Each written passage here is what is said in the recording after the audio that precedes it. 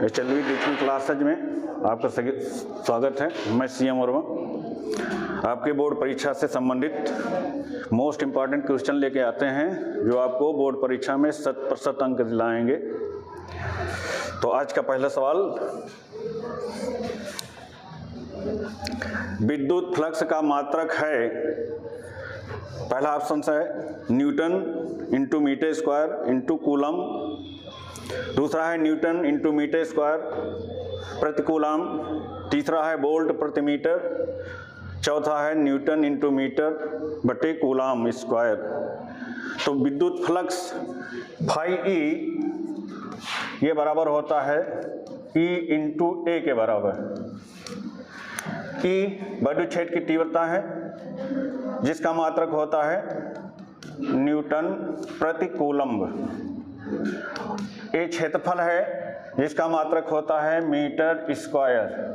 Square हमारा मात्रक बन गया न्यूटन मीटर स्क्वायर प्रति कूलम।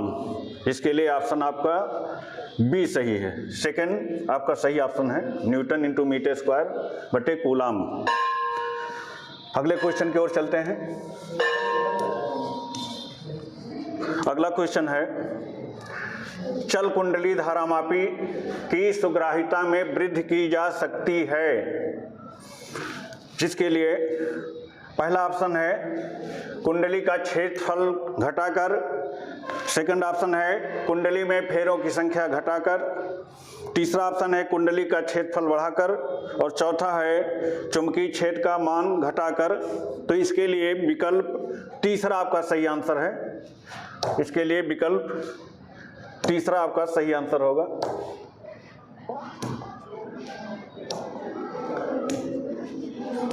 तीसरा क्वेश्चन आपका सही है। चलिए अगले क्वेश्चन की ओर चलते हैं। अगला क्वेश्चन आपका है, एक आदर्श पीएन संधि के अग्रदिशिक बायस एवं पश्चदिशिक बायस की दशा में प्रतिरोध क्रमशः होंगे। तो अग्र अभिनत में और पश्च अभिनत में हमारे प्रतिरोध क्या होते हैं? इसके लिए पहला ऑप्शन है अनंत एवं शून्य, दूसरा है परिमित एवं शून्य, तीसरा है शून्य एवं परिमित, चौथा है शून्य एवं अनंत।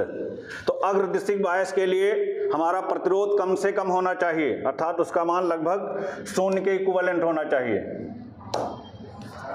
R बराबर लगभग 0 होना चाहिए।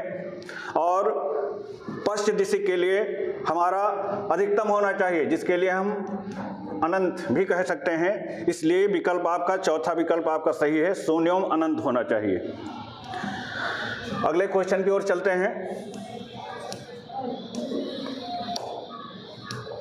अगला क्वेश्चन आपका है स्क्रीन पे, द्रव्य तरंगों के संबंध में सत्य कथन है, जिसका पहला ऑप्शन है ये विद्युत चुंबकीय तरंगे हैं, दूसरा ऑप्शन है ये यांत्रिक तरंगे हैं, तीसरा ऑप्शन है इन तरंगों का तरंग दैर्घ्य कण के आवेश पर निर्भर नहीं करता है। इन तरंगों की तरंग दैर्घ्य जो है कण के आवेश पर निर्भर नहीं करती है, यही आपका सही ऑप्शन है। चौथा है द्रव्य तरंगों का वेग प्रकाश के वेग के बराबर होता है। तो तीसरा ऑप्शन ही आपका सही है, इसके लिए आवेश की आवश्यकता नहीं होती है। चलिए अगले क्वेश्चन की ओर बढ़ते हैं। अगला क्वेश्चन आपका है, अगला क्वेश्चन आपका होगा, हाइड्रोजन परमाणु की द्वितीय कक्षा में इलेक्ट्रॉन का कोणीय संवेग है। 4 विकल्प दिए हुए हैं। अब जो कोणीय संवेग होता है जिसको कहते हैं MVR, ये बराबर होता है NH/2 पाई के बराबर। किसी भी कक्षा में उसका कोणीय संवेग NH/2 पाई के बराबर होता है। तो ये हाइड्रोजन परमाणु की द्वितीय कक्षा है, द्वितीय कक्षा के लिए n का मान 2 होगा। अब 2 रख करके इसको हम हल करेंगे, तो n का मान 2 रखेंगे। h फलांक नियतांक है, इसका मान होता है 6.6 गुणे 10 की पावर -34 बटे 2। पाई का मान हम रखेंगे 22/7, क्योंकि 66 कट जाएगा, 7 ऊपर चला जाएगा। इस तरह से 22 51 22 3 66, 2 से 2 भी कट गया, हमारा 7 त्रिक 21, तो ये हो गया 2.1 इंटू 10 की घात 34, ये आपका आ गया। अब पहला विकल्प है 1.05 गुणे 10 की पावर माइनस 34, दूसरा विकल्प है 1.05 गुणे 10 की पावर माइनस 36 जूल सेकंड, तीसरा विकल्प है 2.1 गुणे 10 की power minus 34 joule into second. यही आपका सही आंसर है, तीसरा विकल्प आपका सही है। अगले क्वेश्चन की ओर बढ़ते हैं। अगला क्वेश्चन आपका है, अगला क्वेश्चन है वायु में रखे किसी पतले उत्तल लेंस की फोकस दूरी 10 सेंटीमीटर है। लेंस के प्रथम फोकस से एक वस्तु को 5 सेंटीमीटर की दूरी पर रखा गया है। द्वितीय फोकस से प्रतिबिंब की दूरी ज्ञात कीजिए। इसके लिए न्यूटन का सूत्र लागू होता है। ये हमारा कोई उत्तल लेंस है, ये हमारा प्रथम फोकस होता है और ये हमारी फोकस दूरी हो जाती है एक्स, फोकस से ये प्रथम दूरी हो जाती है। ये हमारा दिया है 10 सेंटीमीटर और ये दूरी हमारी दी है 5 सेंटीमीटर। 5 सेंटीमीटर रखी गई है द्वितीय फोकस से प्रतिबिंब की दूरी, ये हमारा द्वितीय फोकस होगा, इसको यप कह देते हैं, और ये द्वितीय फोकस की दूरी x हो जाएगी यहाँ से। इसी दूरी की हमें x की गणना करनी है, ये जो दूरी है इसी की गणना हमको करनी है, निकालनी है। अब न्यूटन के सूत्र से इसके लिए फंक्शन हमारा होता है f इंटू एफ डैश बराबर x इंटू एक्स डैश के। तो x हमको ज्ञात करना है, तो x इंटू एक्स डैश बराबर f इंटू एफ डैश के। चूँकि दोनों तरफ माध्यम समान है इसलिए f के मान समान रहेंगे, तो f बराबर एफ डैश के, जो हमारा दिया हुआ है 10 सेंटीमीटर। अब ये मान हम इसमें रख देंगे, तो x का मान हमें ज्ञात करना है। x डैश हमारा 5 सेंटीमीटर है बराबर f 10 होगा, f डैश का मान भी 10 ही रहेगा। 5 से काट देंगे, 5 दूनी 10, तो ये हमारा हो जाएगा 20 सेंटीमीटर। तो द्वितीय फोकस से जो दूरी होगी वो 20 सेंटीमीटर आएगी। जिसमें पहला ऑप्शन है 20 सेंटीमीटर, यही हमारा सही विकल्प होगा। दूसरा है 15 सेंटीमीटर, तीसरा है 30 सेंटीमीटर, चौथा है 25 सेंटीमीटर। इस प्रकार हमारा पहला विकल्प सही है। अगले क्वेश्चन की ओर बढ़ते हैं। अगला क्वेश्चन हमारा है, ये आपके कोर्स में नहीं है। अगले क्वेश्चन की ओर बढ़ते हैं। अगला क्वेश्चन है फोटॉन के संवेग का सूत्र है। तो फोटॉन के संवेग का सूत्र लिखना है। अब लिखिए, क्वांटम थ्योरी से जो फोटॉन की ऊर्जा E होती है आइंस्टीन समीकरण से वो m इंटू सी स्क्वायर के बराबर होती है। फिर आइंस्टीन समीकरण से फिर प्लांक नियतांक से जो ऊर्जा होती है वो E बराबर h इंटू न्यू के बराबर होती है। दोनों फोटॉन की ऊर्जाएं हैं इसलिए दोनों की तुलना कर देते हैं। समीकरण 1 और 2 की तुलना कर देंगे तो हमारा हो जाएगा m इंटू सी स्क्वायर बराबर h इंटू न्यू के। m इंटू सी एक साथ कर देंगे, एक c को अलग कर देंगे, h न्यू के। तो m इंटू सी बराबर हो जाएगा h न्यू अपॉन c के।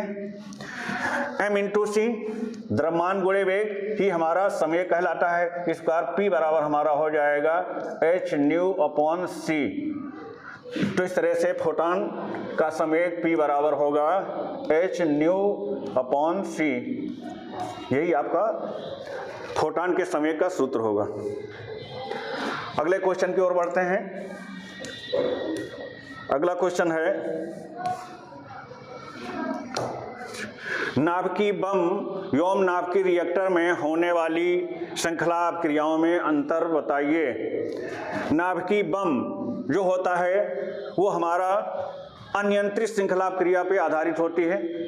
अनियंत्रित श्रृंखला क्रिया में जब क्रिया में विखंडन होता है तो उसमें उत्सर्जित न्यूट्रॉनों की संख्या में से एक से अधिक न्यूट्रॉन अपक्रिया में भाग लेते हैं, इसलिए अपक्रिया की श्रृंखला बहुत तीव्र होती चली जाती है। जबकि रिएक्टर में, नाभिकीय रिएक्टर में जो न्यूट्रॉन उत्पन्न होते हैं उसमें से केवल एक न्यूट्रॉन ही अपक्रिया में भाग लेता है, इसलिए ये अपक्रिया नियंत्रित रहती है। इस कारण नाभिकीय बम एक अनियंत्रित श्रृंखला अपक्रिया है और नाभिकीय रिएक्टर एक नियंत्रित श्रृंखला अपक्रिया है। तो नाभिकीय बम अनियंत्रित श्रृंखला अपक्रिया है, ये अनियंत्रित श्रृंखला अपक्रिया है। और आपका जो नाभिकीय रिएक्टर है ये हमारा नियंत्रित श्रृंखला अपक्रिया है। यही दोनों में मुख्य अंतर है, नियंत्रित श्रृंखला अपक्रिया है। अगले क्वेश्चन की ओर बढ़ते हैं। अगला क्वेश्चन है, किसी समतल विद्युत चुंबकीय तरंग के विद्युत क्षेत्र का समीकरण EY बराबर 60 sin 500x माइनस 1.5 गुणे 10 की power 11 t volt into metre है। तरंग के चुंबकीय क्षेत्र का समीकरण लिखिए। ये विद्युत क्षेत्र की समीकरण लिखी है, इस समीकरण को हमें चुंबकीय क्षेत्र में बदलना है।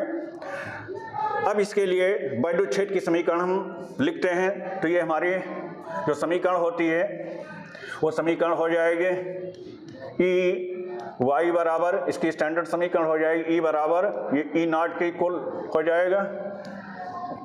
इस शिखर मान हो जाता है sin 500x माइनस 1.5 गुणे 10 की पावर 11 t के। अब इसको और इसको तुलना कर देते हैं। तुलना करने पर हमको E नॉट बराबर मिल जाता है 60 के। E नॉट 60 के बराबर होता है।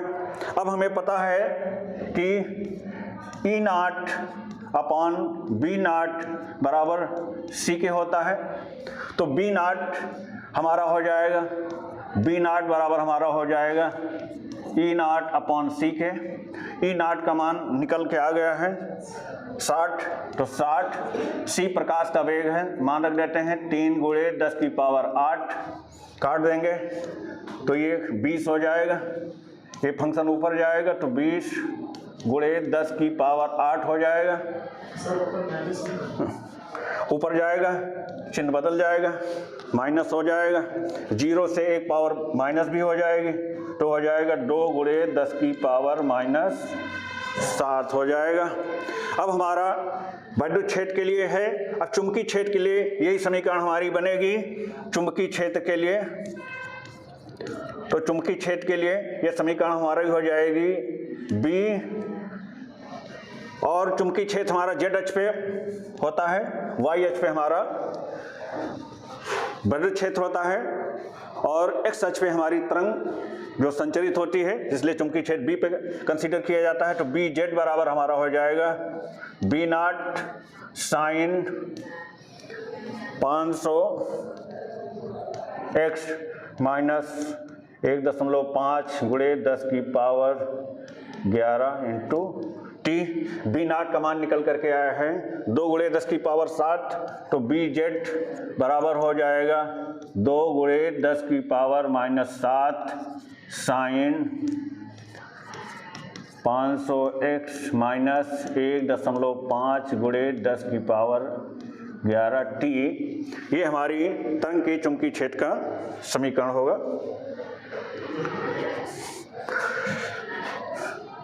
अगले क्वेश्चन की ओर बढ़ते हैं। अगला क्वेश्चन हमारा है, अगला क्वेश्चन है, किसी शुद्ध प्रेरणिक प्रत्यावर्ती परिपथ में वोल्टता एवं धारा में कलांतर लिखिए।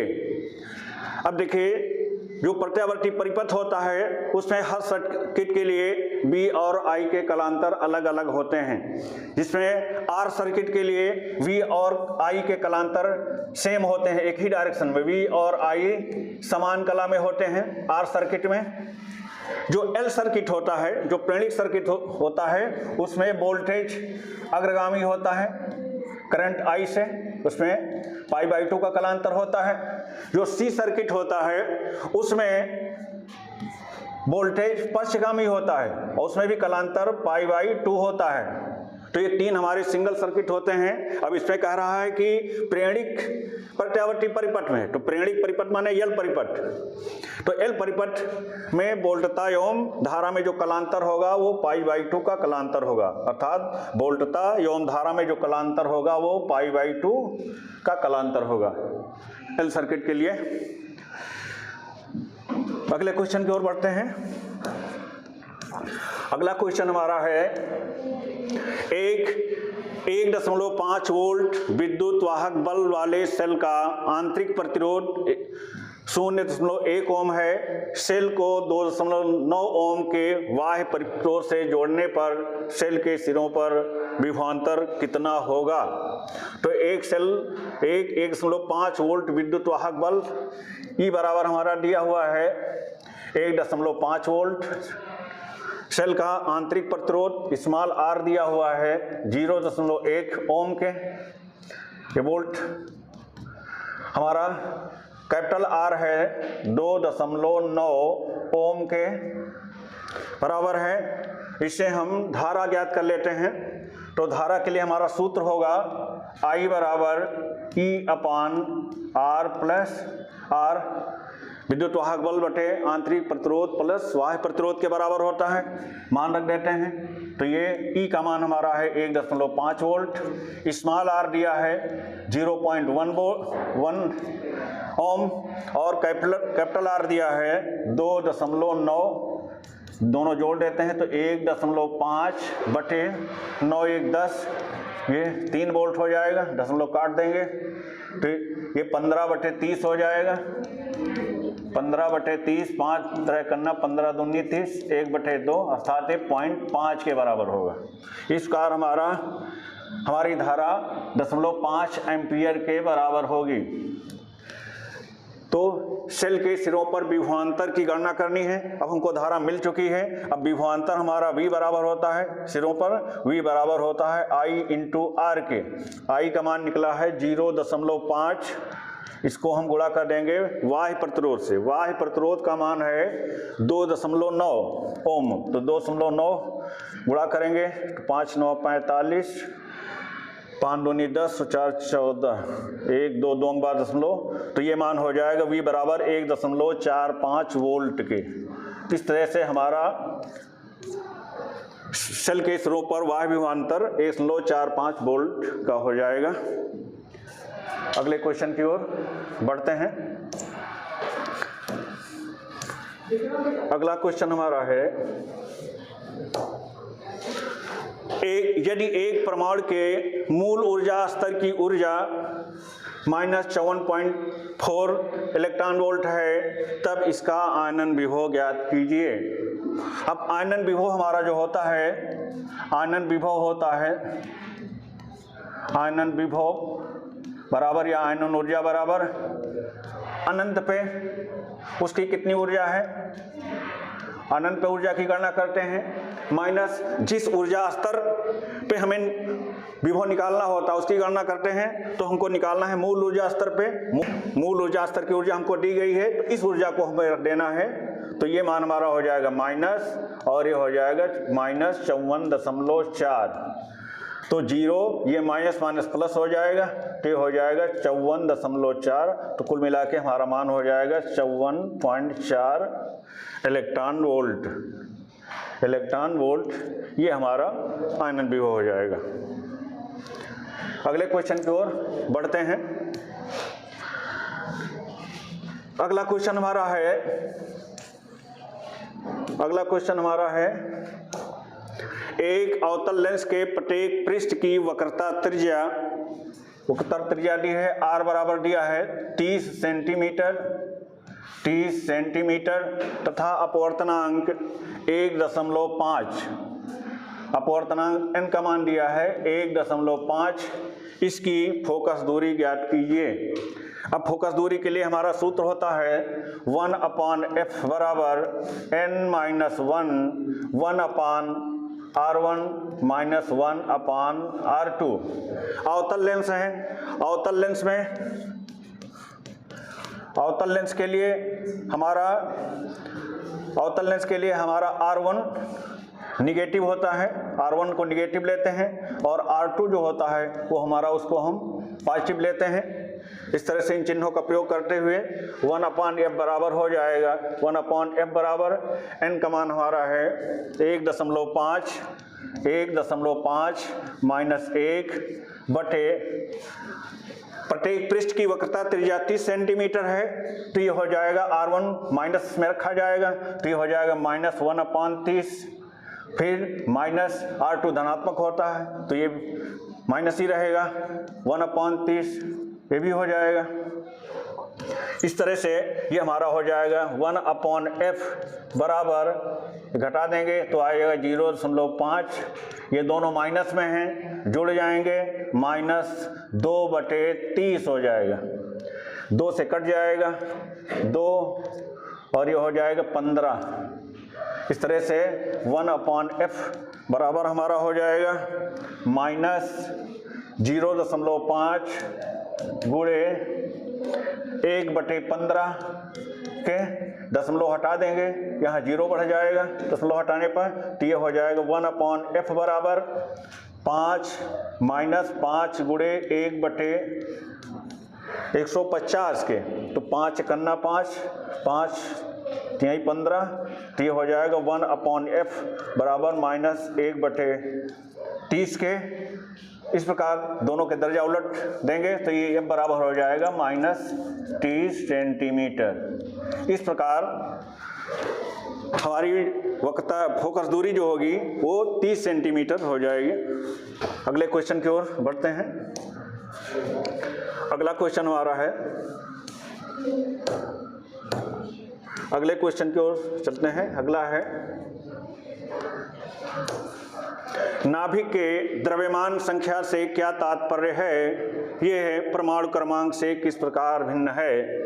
तो किसी भी परमाणु में कोई भी परमाणु होता है तो उस परमाणु का जो नाभिक होता है उस नाभिक में उपस्थित प्रोटॉनों की संख्या और न्यूट्रॉनों की संख्या के योग को ही उस परमाणु की द्रव्यमान संख्या कहते हैं। इसलिए द्रव्यमान संख्या हमारा m बराबर हो जाएगा प्रोटॉन की संख्या प्लस न्यूट्रॉन की संख्या के बराबर। यह परमाणु क्रमांक से भिन्न है।